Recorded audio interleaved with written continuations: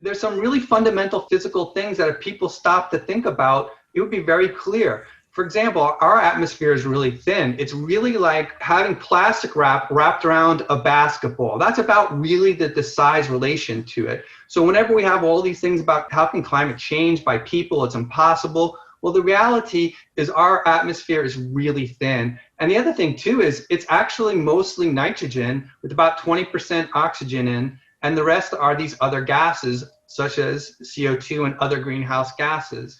So those changes in concentration, just minimal, can really impact the balance of our atmosphere. This is an image I got from NASA, and I kind of dressed it up a little bit. So what I want to do is I just want to show you again where things are happening and how close they're happening to us. So I put a couple of the layers of the atmosphere on. The troposphere is where we're at. The stratosphere, everybody kind of has probably heard about the stratosphere. But then you have the mesosphere and the thermosphere and the exosphere as you get further and further up. But the interesting to note is the start of space is only 62 miles, right? This is where space starts, right? That is really, really close to Earth, relatively speaking, right? And then you could see over here, we have the ozone layer is in the stratosphere.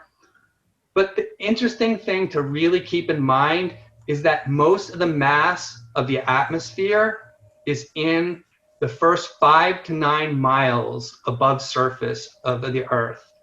And can I ask a quick question? Sure. How do you define start of space?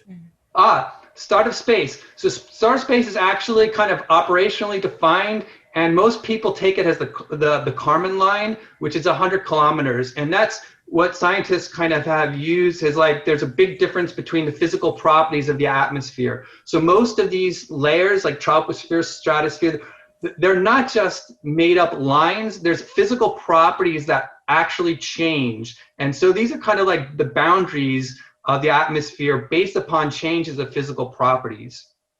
And so operationally, it's 100 kilometers is the Kármán line. I know astronauts, I think the military uses 50 miles to give astronauts wings. But commercially, the commercial astronauts and the NASA astronauts, they go by 100 kilometers or about 60, a little more than 62 miles.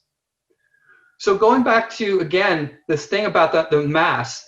So most of the mass of the atmosphere is in this small little area. This is where the airliners fly because airplanes need actually atmosphere to have lift. If it's space, they can't fly, right?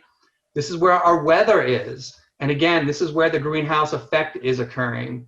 So again, to put it into context about the size of what 5 to 9 miles is. So if you were to stand on Point Pinos and look across to Point Santa Cruz, right? That's a little more than 22 miles.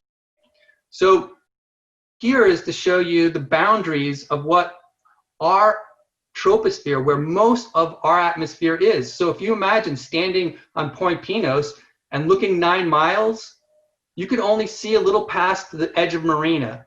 Now, the lower limit of the atmosphere sometimes, and that depends on the geometry and the geography and other properties of Earth, sometimes the limit is 5 miles. So you can barely see into Seaside if you were standing on Point Pinos.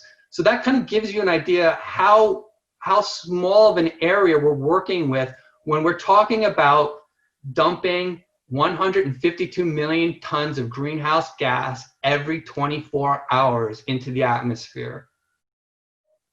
That is an awful lot of material to be putting into a really relatively small space.